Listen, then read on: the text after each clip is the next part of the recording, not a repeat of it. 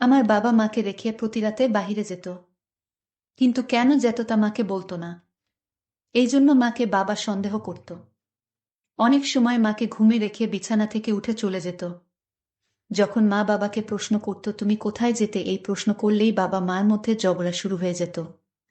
একদিন বাবা কিসের জন্য বাহিরে যায় এটা জানার জন্য মা অস্থির হয়ে পড়ে। কিন্তু একদিন বাবার বন্ধু মায়ের কাছে সব বলে দেয়, যেটা শুনলে আপনারা দিশেহারা হয়ে যাবেন। তাহলে মূল বিষয়টা বলি। মা যখন বাবাকে ছেড়ে আলাদা হয়ে গেল, আমার বয়স তখন 4.5 বছর। মা কয়েকদিন খুব বিমর্ষ ছিল। অবশ্য ওই বয়সে বিমর্ষতা কি জিনিস আমি জানতাম না। কার্টুন, হইচই আর রাতে বাবার গলা জড়িয়ে ধরে গল্প শোনাই ছিল আমার জীবন। দৈনন্দিন জীবন একটু আলাদা হয়েছিল, কারণ কয়েকদিন যাবৎ মা আমাকে 3 বেলা খাবার খাওয়ার জন্য জোর করছিল না। রাতে ভাতও না খেলেও বকা দিচ্ছিল না। আমার এতে সুবিধাই হচ্ছিল। কিন্তু বাবা রাতে গল্প বলছিল না, এসেই শুয়ে পড়তো, এইটাই আমাকে একটু কষ্ট দিত। এক সন্ধ্যায় মা আমাকে জিজ্ঞেস করল, তুই কাকে বেশি ভালোবাসিস, আমাকে না তোর বাবাকে? শিশু বয়সে এই অদ্ভুত প্রশ্নের উত্তর আমার জানা ছিল না, কারণ ভালোবাসা বোঝার মতো বয়স আমার হয়নি। কিন্তু মা না খাওয়াই দিলে আমি খাই না, রাতে বাবাকে না দেখলে আমার ঘুম হয় না, এইসব ব্যাপার আমি বুঝি। সেই রাতে মা বাবাকে বলল, তোমার সাথে আমাদের আর থাকা সম্ভব না। কাল সকাল হলে আমি আমার ছেলেকে নিয়ে এই বাড়ি ছেড়ে চলে যাব। বাবা অবাক হয়ে জিজ্ঞেস করলেন, কই যাবে তুমি? জায়গা আছে তোমার যাবার কোথাও? আর নিজে যাবে? যাবে, ইমরান কি নিয়ে যাবে? মা ম্লান হেসে বলল, মিজান, তুমি বোধহয় ভুলে গেছো আমার নিজের একটা অনার্স ডিগ্রি আছে। আর এই শহরে আমি বড় হয়েছি, আমার জায়গা নিয়ে তোমাকে ভাবতে হবে না। দেখো আনোয়ারা, তুমি কি বেশি বাড়াবাড়ি করছো না? মানুষের জীবনে সমস্যা হয়, সমাধানও হয়। তাই বলে এতদিনের সংসার এভাবে ছাড়া যায় না। তুমি যদি এতদিনের সংসারে এমন কিছু করতে পারো, তবে আমিও পারবো। যাই হোক, কথা বাড়িও না, আমি ঘুমাতে যাচ্ছি। টেবিলে খাবার গরম করা আছে, খেয়ে নিও। সেই রাতে আমি শুয়ে শুয়ে বাবা মায়ের মাঝে কি হচ্ছে কিছুই বুঝিনি, শুধু মা যে ফুপিয়ে ফুপিয়ে কাঁদছে এটা শুনেছি। শিশুরা নাকি অনেক জটিল জিনিস মাঝে মাঝে বুঝে ফেলে, সেই রাতে 4.5 বছরের আমিও কিভাবে জানি বুঝে ফেললাম। আমাদের তিনজনের ছোট্ট এই ঘরটা আর আগের মতো নেই, কোথাও গোলমাল, বড়সড় একটা গোলমাল হয়েছে। পরদিন সকালে মা আমাকে নিয়ে বের হয়ে এলো বাসা থেকে। একদিন এই বাসায় মা এসেছিল বউ হয়ে, একটা মাত্র শাড়ি পরে। আজ এ বাসা থেকে মা বের হয়ে গেল গায়ের একমাত্র শাড়িটা জড়িয়েই। আসার সময় আমি বাবার কাছে গেলাম, বাবা বারান্দায় বসেছিল। চোখ লাল, গালে খোঁচা খোঁচা দাড়ি, চেহারায় কেমন দিশেহারা ভাব। আমার কান্না পেল, ভয়ানক কান্না। বাবা আমাকে জড়িয়ে ধরে বলল, ভালো থাকিস রে বাবা, মাকে দেখে রাখিস। বাবা ছিল মফস্বলের ছেলে, কলেজ শেষ করে ঢাকায় এসে ঢাকা বিশ্ববিদ্যালয়ে ইকোনমিক্স এ ভর্তি হয়। মা ও ঢাকা ভার্সিটিতেই পড়ত। মায়ের মুখে শুনেছি মা ছিল বড়লোক ঘরের মেয়ে। আমার নানা ভাই ছিলেন ব্যবসায়ী মানুষ। 2 ভাই বোনের মধ্যে মা ছিলেন ছোট। সেই তিনি হঠাৎ দেখায় নিজ ভার্সিটির 1 বছরের সিনিয়রের প্রেমে পড়লেন। এবং হুড়মুড় করেই পড়লেন, এটা নিজেও বিশ্বাস করতে পারছিলেন না। কিন্তু সব দ্বিধা চলে গেল যখন প্রথা ভেঙে মেয়ে হয়ে মাকে দেখা যেতে লাগলো ইকোনমিক্স বিল্ডিং এর সামনে। একদিন ভয়ে ভয়ে মা একটা চিঠি লিখল, এরপর বাবাকে সামনে পেয়ে ডাক দিল, ভাইয়া শুনুন, বলে চিঠি হাতে দিয়ে রিকশায় উঠে চলে এলো। এরপর 2 দিন মা ভার্সিটিতে যায়নি। তৃতীয় দিন যখন ক্লাসে ঢুকতে যাবে, দেখে বাবা তার ডিপার্টমেন্টের সামনে দাঁড়ায় আছে। বাবা ডাক দিল, এই মেয়ে, কি যেন নাম, আনোয়ারা, এদিকে আসো। মা বলল, আমার ক্লাস আছে। বাবা ধমক দিল, এদিকে ডাকছি না। মা এলে বাবা বলল, রিকশায় ওঠো। কেন? এত প্রশ্ন কিসের? উঠতে বলেছি, ওঠো। রিকশা নিয়ে তারা উত্তরা মোড়ে গেল। বাবা জিজ্ঞেস করল, কি খাবা? কাচ্চি না তেহারি? মা বলল, আমি বাইরের খাবার এত খাই না। বাবা বলল, আজব যন্ত্রণা হলো, এখন থেকে অভ্যেস করো। আমি বাইরের খাবারই খেয়ে বেড়াই। আর পড়ালেখা করো না নাকি? বাংলার ছাত্রী হয়েও এক প্রেমপত্রে 9টা বানান ভুল করেছ। এর পরের সময়গুলো তাদের খুব অসাধারণ ছিল। বাবা ক্লাস শেষ করে মায়ের জন্য দাঁড়াতো, মাকে নিয়ে রিকশায় ঢাকার সব রাস্তায় টোটো করত, রাস্তার পাশের সব খাবার খেত। আর মা বাবাকে ঝাড়ি দিত। বাবা শুনত আর হো হো করে হাসত। মা বাবাকে ভালোবেসেছিল, বাবার প্রতি মুগ্ধ হয়েছিল এতটা, যতটা হলে একটা জীবন অনায়াসে কাটায় দেয়া যায়। অদ্ভুত সুন্দর দিন পার করতে করতে বাবা অনার্স পাশ করল। মা তখন ফাইনাল ইয়ারে। আমার নানা মায়ের বিয়ে দেবার তোড়জোড় শুরু করল। আমার বাবা তখনও বেকার। মা একসময় না পেরে তার বাবাকে ভালোবাসার কথা বলে দিল। সেখানে বাবা ছিলেন সদ্য পাশ করা একজন বেকার, যার নিজের বাপের ও টাকা পয়সা নেই। চিরায়ত নিয়ম অনুযায়ী আমার নানা ও বেঁকে বসলেন। আমার নানাদের পরিবারের মানুষের জিদ বোধহয় খুব বেশি। নানা কোনোভাবেই বাবাকে মানবেন না, মা ও কোনোভাবেই বাবাকে ছাড়া কাউকে মানবেন না। এই না মানামানির ভেতরে আমার মা একদিন আমার বাবার সাথে বাসা থেকে চলে এলেন, একটা শাড়ি পরে। আমার মা আমার বাবাকে, বাবার তখন আসলেই দুঃসময় যাচ্ছে, চাকরির জন্য হন্যে হয়ে ঘুরছেন, ঢাকা শহরে টিকে আছেন, 2-3টা টিউশনির উপর ভর করে, বাসা থেকে টাকা চাইতেও লজ্জা পান। আমার মা চুপচাপ বসে আছেন। আমার শক্ত সামর্থ্য বাবা জীবনে এই প্রথম কাঁদলেন আমার মায়ের সামনে। তিনি কাঁদলেন মাকে একটা শাড়ি দিতে পারেননি তাই। তিনি কাঁদলেন মাকে নিয়ে এমন চিলে কোঠায় কাটাচ্ছেন তাই। আমার মা শক্ত করে বাবাকে বললেন, মিজান, সারা জীবন আমি তোমারই থাকব, শুধু তুমি এমন থেকো। বিয়ের পর মা এক অন্য জগতে এসে পড়লেন, কিন্তু সামলে নিলেন খুব চমৎকারভাবে। বাবা ছোট একটা চাকরি জোগাড় করে ফেললেন। সারাদিন অফিসে খাটাখাটনি করে এসে দিন শেষে মায়ের সাথে খেতে বসতেন। সারাদিনের সব জমানো কথা মাকে বলতো বাবা। মা সেই মুগ্ধতা নিয়েই বাবার কথা শুনত।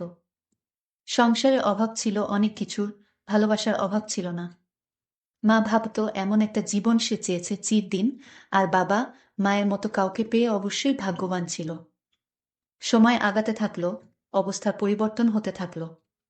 গল্প উপন্যাসের মতো একদিনে কোটিপতি হয়ে যাওয়া নয়, তবে বাবা খুব ভালো একটা চাকরি পেল, সম্মান আর টাকা দুটোই ছিল। এর মাঝে এত বছরের ভালোবাসার চিহ্ন হিসেবে আমি এলাম পৃথিবীতে। আমি বলেছিলাম ভালোবাসার অভাব আমাদের পরিবারে ছিল না। বাবা কোনোদিন আমার আর মায়ের প্রতি একটু অবহেলা করতেন না। কিন্তু কথায় আছে, কোনো কিছুর অভাব না থাকাটাই একটা বড় অভাব। কোনো এক দিয়ে আমাদের সংসারে বোধ হয় সেই অভাবটুকুই হানা দিল। সবকিছু খুব ভালো ছিল, কিন্তু কেন যেন আগের থেকে কিছু একটা বদলেছিল। বাবা ব্যস্ত হয়েছিল অনেক, রাতে হয়তো আসতে কোনোদিন এতই দেরি হতো যে মা ঘুমিয়ে যেত। আমার মা সব ছেড়ে বাবার সাথে এসেছিল। সে বাবার কাছে কিছু চায়নি, শুধু চেয়েছিল বাবা তাকে সারা জীবন সেই প্রথম দিনের মতো মুগ্ধ করে যাক। আমার বাবা প্রতিজ্ঞা করেছিল মাকে কোনোদিন কোনো কিছুর অভাব বুঝতে দিবে না। সেই প্রতিজ্ঞা রক্ষা করতে গিয়ে সে সেটা থেকেই দূরে চলে গেল, যার জন্য আমার মা সব থেকে কষ্ট পেয়েছিল। মায়ের তবুও অভিযোগ ছিল না, কারণ আমার বাবা মার ভালোবাসার কমতি ছিল না। মানুষের মন হলো জগতের বিচিত্রতম জিনিস। তাই লেখক বলেছিলেন, মানুষ বেঁচে থাকে বদলায়, ক্ষণে ক্ষণে বদলায়। আমার বাবাও হয়তো বদলে গেছিল একটু আধটু, কিংবা কে জানে, হয়তো অনেকখানি। আমার মায়ের চোখের দিকে তাকিয়ে কতদিন ভালোবাসার কথা বলেনি, কতদিন নিজে থেকে বলেনি তোমাকে ভালোবাসি, বা আমাদের পুরনো কথাগুলো মনে পড়ে। আমাদের প্রতি, মায়ের প্রতি তার দায়িত্ব অবহেলা ছিল না। কিন্তু সেইখানে কেমন একটা অবহেলা আসতে লাগলো, যেখানটায় সব থেকে বেশি যত্ন নেওয়া দরকার। বাবাকে নিয়ে কিছু উড়ো কথা মা শুনতে পেল। মা বিশ্বাস করতে পারত না। এক দুপুর বেলা মা নিশ্চিত হলো, তার ভালোবাসার মানুষটার কাছে সে পুরনো হয়ে গেছে। তাই এত বছর পরে সেই মানুষটা আজ এমনভাবে পাল্টে যেতে লাগলো। মা বাবাকে এরকম সন্দেহ করতে, কিন্তু সত্যি কি তাই? আয়নার সামনে বসে সারা দুপুর আমার মা কেঁদেছিল। আমি কিছু বুঝতাম না। আমি মনের সুখে কার্টুন দেখছিলাম। পরের দিন সকালে এক কাপড় পরে মা বের হয়ে এলো আমায় নিয়ে। সেই ঘর থেকে, যে ঘরে ভালোবাসার অধিকার নিয়ে সব ছেলে মা এসেছিল, যে ঘরের প্রতিটা কোণে তার মমতার ছাপ মিশে রয়েছে। চিরকাল ভয়ানক জেদি মা আমার নানার বাসা থেকে বের হয়ে এসেছিল একদিন, আর ফেরেনি। অনেক বছর পর আবারও বাসা থেকে বের হয়ে এলো। আমি আর মা ছোট একটা ভাড়া বাসায় উঠলাম। সেই বাসায় অতি দর্দি এমন মানুষের দেখা পাওয়া যেতে লাগলো। আর এক শ্রেণীর খালা টাইপ মহিলারা আসতো, যারা ইনিয়ে বিনিয়ে কেঁদে শেষে সার কথা এটাই বলতো যে তাদের হাতে ভালো পাত্র আছে, চাইলে বিয়ে করে নিতে পারে। আমার মা চুপচাপ শুনত, কারণ সে জানে এই বঙ্গদেশে মেয়েদের এমন অবস্থাতেই পড়তে হয়। ঢাকা বিশ্ববিদ্যালয় থেকে বাংলায় অনার্স করা আমার মা চাকরি খোঁজেননি কখনো। তার সবটা জুড়ে ছিল তার সংসার। এখন সেই সংসারকেই আগায় নিতে একটা চাকরি জোগাড় করলেন, বেসরকারি কলেজের শিক্ষক। আমাদের দিন ভালোই যাচ্ছিল। মা আগের মতো আমাকে অতি জোর করেন না কিছুতে। অনেক বেশি চুপচাপ হয়ে গেছেন। আমি মিছু করি সেই রাগী এবং মমতাময়ী মাকে। আমি রাতে ঘুমুবার সময় মিছু করি সেই বাবাটার রাতে গল্প করার মানুষটাকে। এভাবে মাসখানিক যাবার পর এক বিকেলে অবাক করা এক জিনিস দেখলাম। আমাদের বাসার সামনে আমার বাবা দাঁড়িয়ে আছেন, কিন্তু আমার রাজপুত্রের মতো বাবাকে চেনা যায় না। গাল ভেঙে গেছে, ক্লান্ত শ্রান্ত দেখাচ্ছে, যেন কতকাল ঘুমায় না। আমি দৌড়ে গিয়ে বাবার কাছে গেলাম। বাবা 2 হাতে খেলনা আর অনেক খাবার এনেছিল। সেগুলো ফেলে দিয়ে হাউমাউ করে আমাকে জড়ায় ধরে কাঁদতে লাগলো। চেয়ারে চুপচাপ বাবা বসে আছে, আমাদের নতুন বাসায়। মা আমাকে অন্য ঘরে যেতে বলল। আমি পর্দার আড়ালে গিয়ে দাঁড়ালাম। বাবা মাকে বলতে লাগলো, আনোয়ারা, আমি সরি। তোমরা যাবার পর দিন থেকেই আকি বুঝেছি আমি ভুল ছিলাম। সবটা আমার অপরাধ। আমি সারা জীবন তোমাকে চাইতাম। আমি যে কতটা চাইতাম, কতটা চাই তোমার থেকে বেশি কে জানে। আনোয়ারা, প্লিজ ফিরে চলো, প্লিজ। আমি ঘুমাতে পারি না। আমি এই এতগুলো একটু একটু করে পাগল হয়ে যাচ্ছি।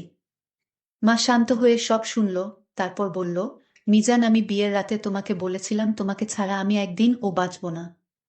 অন্য আর কিছু আমার চাই না। আমার সব ছিল, আমি সব ছেড়ে এসেছিলাম। মিজান, আমি তো সেদিনই মরে গেছি। যেদিন তুমি আমাকে ঘরে রেখে প্রতি রাতে কোথায় যেতে, আমি তোমায় বারণ করলেও তুমি আমায় একা ঘরে রেখে রাতে কোথায় যেতে।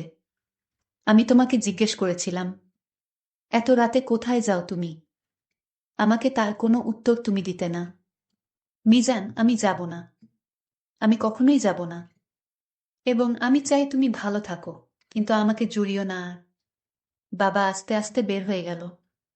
যাবার আগে বলল, আনোয়ারা, আমি অপেক্ষায় থাকব। আর যদি তুমি ডিভোর্স চাও, কাগজ পাঠিও, আমি মুক্ত করে দেব।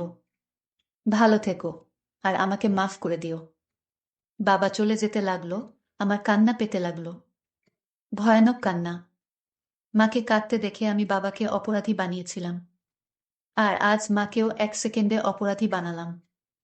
আমি ছোট ছিলাম, দোষ ভুল আমি জানতাম না। আমি শুধু আমার বাবা মাকে চেয়েছিলাম। বাবা প্রতি মাসে আমার আর মায়ের খরচের জন্য ভালো পরিমাণ টাকা মায়ের অ্যাকাউন্টে দিত। মা একটা পয়সাও ব্যবহার করতেন না, কিন্তু বলতেন, তোর বাবা তোর জন্য দেয়, তা তোর জন্য থাক, যাতে আমাকে দোষ না দিস কোনোদিন। আমাকে বড় করা থেকে শুরু করে পড়ালেখা শেষ করানো পর্যন্ত একটা টাকাও বাবার হতে নেননি। আর আমার বাবা ওদিকে টাকা পয়সা সব স্ত্রী পুত্রের নামে দিয়ে অপেক্ষায় আছেন, অসীম অপেক্ষা। আজ কতগুলো বছর, আজ প্রায় 20 বছর হয়ে গেল। মা বাবা আলাদা থাকেন। বাবা মা চলে আসার পরেই বুঝতে পারেন তার ভুল। সেই থেকে তিনি আজও অপেক্ষায় আছেন, কোনো একদিন মা হুট করে চলে আসবে। আজ 20 বছর হয়ে গেল বাবা মা আলাদা। আমার বয়স এখন 25। আমার মাকে আমি জিজ্ঞেস করলাম, মা, তুমি বাবাকে এভাবে কষ্ট দিচ্ছ কেন? আমায় তাছাড়া তোমরা আলাদা হলে কেন? ছেলের কথার উত্তরে বললাম, দেখ বাবা, তোমার বাবা প্রথম দিকে আমার সাথে ভালোই ছিল, কিন্তু প্রতি রাতে আমায় রেখে কোথায় জানি যেত। আমি জিজ্ঞেস করলে সে উত্তর দিত না। আমার সাথে ঝগড়া করত। আমি এই প্রশ্ন করলেই ঝগড়া করত আমার সাথে। কিন্তু এই রসহ্য আমায় জানাতে দিত না, আর তাই তোমার বাবাকে আমি সন্দেহ করতাম। আমি বললাম, মা, তুমি আবার বাবার বাসায় চলো। বাবা তো আমার রোজ খবর সব রাখে, টাকা পয়সা দিয়ে হেল্প করে। বাবা আজ আমায় এবং তোমায় ভালোবাসে মা। আমার বলল, কোনোদিন সম্ভব না। আমি যতদিন পর্যন্ত না জানতে পারবো এই রহস্য, ততদিন পর্যন্ত আমি তোমার বাবার কাছে আমি যেতে পারবো না। হঠাৎ করে আমার মোবাইলে একটা কল আসে। একজন বলতে লাগলো, তোমার বাবা হাসপাতালে আছে। তোমরা তোমার বাবাকে বাঁচাতে চাইলে হাসপাতালে চলে এসো। আমি বললাম, মা, বাবার কি হয়েছে, চলো হাসপাতালে যাই। মা তখন আমায় নিয়ে হাসপাতালে রওনা দিল। রাস্তায় বাবার এক বন্ধুর সাথে মায়ের দেখা হয়। উনি মাকে জিজ্ঞেস করলেন, আপনি আমার বন্ধুকে এত বড় কষ্ট কেন দিলেন? আমার বন্ধু তোমার কাছে কি দোষ করেছিল? আমি তো সবই জানি। আপনি আমার বন্ধুকে সন্দেহ করতেন। আপনি ভাবছেন আমার বন্ধু রাতে কোথায় যেত? আমার কাছ থেকে আজ সব শুনে নিন। আমি বিদেশে ছিলাম, তাই আপনাদের মধ্যে এত কিছু হয়ে গেছে জানতাম না। আপনার স্বামী যে অফিসে চাকরি করত সেই চাকরি থেকে বহিষ্কার করে দিয়েছিল, কারণ আপনার স্বামীর বিরুদ্ধে একটা মেয়ে মিথ্যা অভিযোগ দিয়েছিল। আপনার স্বামীর বিরুদ্ধে একজন মিথ্যা অভিযোগ করেছিল। আপনার স্বামী নাকি যারা চাকরি নিতে চায় তাদের কাছ থেকে নাকি ঘুষ নিত। এটা করেছিল অন্য একজন, কিন্তু দোষটা আপনার স্বামীর উপর চালিয়ে দিয়ে সে বেঁচে গেল। চাকরি চলে গেল আপনার স্বামীর। এই জন্য তার চাকরি চলে গিয়েছিল। আপনার স্বামী চাকরিহারা হয়ে পাগলের মতো হয়ে গিয়েছিল। আর এটা আপনাকে জানায়নি কারণ আপনি অনেক কষ্ট পাবেন তাই। আপনার কাছে সে ছোট হতে চায়নি। কিন্তু সংসার চালাতে হলে তো আপনার স্বামীর কিছু একটা করতে হবে। সে যেহেতু কলেজের শিক্ষক, তাই দিনে সে কোনো রাস্তার কাজ করাতে তার লজ্জা লাগত। আর তাই প্রতি রাতে আপনার স্বামী রাতে কুলিগিরি করে রাতে 1000 টাকা ইনকাম করত। আর সেই ইনকাম দিয়ে আপনার সংসার চালাতো। এটা কি আপনার স্বামী অপরাধ করেছে? যদি সেটা অপরাধ হয় তাহলে আপনার স্বামীর কাছে যাওয়ার দরকার নেই। এই কথা শোনার পর হাউমাউ করে কেঁদে দিল আমার মা। আমিও নিজেকে ঠিক রাখতে পারিনি। আমি তাড়াতাড়ি বাবার কাছে গেলাম আমার মাকে নিয়ে হাসপাতালে। গিয়ে দেখি আমার বাবা অসহায়ের মতো শুয়ে আছে হাসপাতালের বেডে। আমি বাবাকে জড়িয়ে ধরে কান্না করছিলাম আর বলছিলাম, বাবা তোমার কি হয়েছে? আমাদের জন্য তুমি এত পরিশ্রম করেছ। আমার মা তোমায় ভুল বুঝেছিল। আমার মা তখন বাবার পায়ে ধরে কান্না করতে লাগলো আর বলতে লাগলো, তুমি আমায় ক্ষমা করে দাও। তারপর মাকে বাবা ক্ষমা করে দিয়েছিল। বন্ধুরা, আজকের গল্পটি কেমন লাগলো তা কমেন্ট করে জানাতে ভুলবেন না। আর এরকম নতুন নতুন গল্প পেতে আমাদের চ্যানেলটিকে সাবস্ক্রাইব করে পাশে থাকবেন। ধন্যবাদ।